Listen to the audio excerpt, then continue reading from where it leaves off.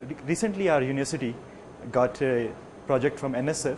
They opened an engineering research center at Colorado State. That's called CASA, which is Collaborative Adaptive Sensing of the Atmosphere. Sensors are weather radars for us. So we're trying to make a network of those radars to predict the tornadoes or the floods in the US. Like at Oklahoma, we get so many tornadoes every year. So we want to predict that tornado with high accuracy. Right now, we don't have that technology with us. So we are working on that. And there's a lot of flooding problem in the Houston, in the Texas area. So we're working on that problem, how to predict those things so that we could save life and property damage. So that's the overall goal for us. There is a radar near CSU, near Fort Collins, I should say. It's at Greeley.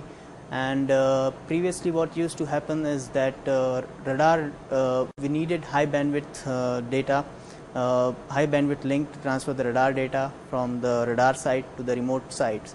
So researchers from all over the world used to come to the radar site to take that data.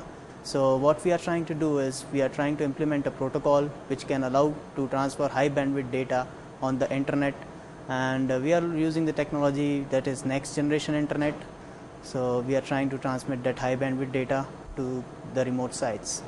What people are talking today is about internet, how it performs, how the packets get delayed, they get dropped, they get lost.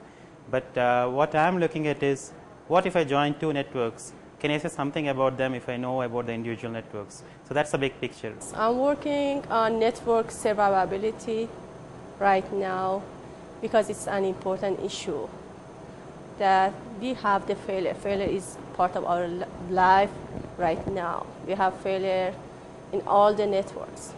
We have attacks. So what I'm doing is just do some analysis and evaluation of the networks, how we can restore the traffic when the failure happens. We have access to those nodes in these places. So in my project, when I mentioned two networks, one is from here to Cal Poly and one is from here to UMass. So though I sit here, I access many machines around US.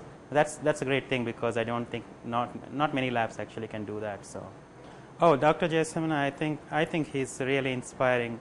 I haven't worked with anyone else who actually gives you so much freedom in doing things, and he keeps asking questions why. That's, I think, very important when you're doing research, rather than spoon feeding you, because that's the only way you can survive. Once you go outside, you should be able to make your own decisions. I think he really makes you think for every problem, and he gives you total freedom and whatever you want, basically equipment wise or anything. I think he's a great person to work with. He has time all the time, which is good.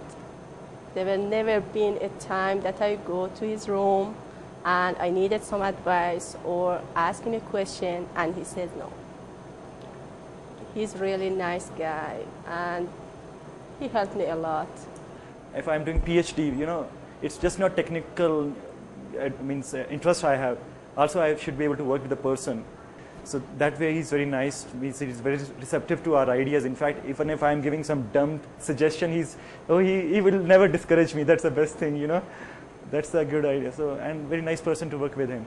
And I'm looking forward to finish my PhD under him. This is a great place to be, not only because of how Fort Collins is, but how the university itself is. And we have faculty who take personal interest in students, especially graduate students. I think we have a lot of resources here.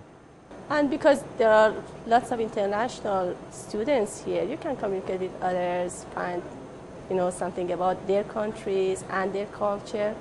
We have a good research here, a very good faculty members here. Yes, CSU is a very friendly place. That's very true. The public is very gentle. I can say that they are very polite, they take care of the international students very much.